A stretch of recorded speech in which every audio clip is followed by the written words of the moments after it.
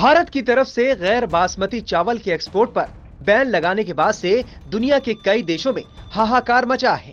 उनकी दिक्कतें बढ़ गई हैं। अमेरिका, सऊदी अरब, ईरान, इराक जैसे देशों के बाद मुस्लिम देश मलेशिया भी चावल की कम आपूर्ति और बढ़ी हुई कीमत से जूझ रहा है। मलेशिया की सरकार ने भारत सरकार से इस बैन को हटाने की अपील की है। दरअसल घरेलू आपूर्ति को बढ़ावा देने के लिए खुदरा कीमतों को नियंत्रण में रखने के लिए मोदी सरकार ने जुलाई 2023 में गैर बासमती चावल के निर्यात पर रोक लगा दी थी। बता दें कि भारत दुनिया का सबसे बड़ा चावल निर्यातक देश है।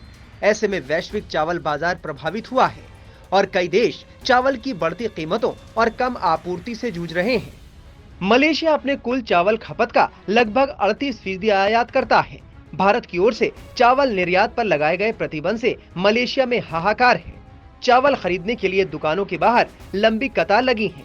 चावल खरीदने के लिए लोगों में होड़ है। मलेशिया में चावल को लेकर मचे हाहाकार के बीच वहां की सरकार का कहना है कि देश में चावल की कमी नहीं है, लेकिन आयातित चावल की कीमतों में बेतहाशा वृद्धि होने की वजह से उपभोक्ता सस्ते चावल के लिए स्थानीय अनाज की तरफ दौड़ रहे हैं, जिससे इस तरह की समस्याओं का सामना करना पड़ रहा है। सरकार इसके समाधान के लिए जरूरी कदम उठा रही है। बता दें कि भारत की ओर से चावल निर्यात पर लगाए गए बैन को हटाने के लिए मलेशिया की सरकार ने पिछले हफ्ते भारत सरकार से बातचीत की है।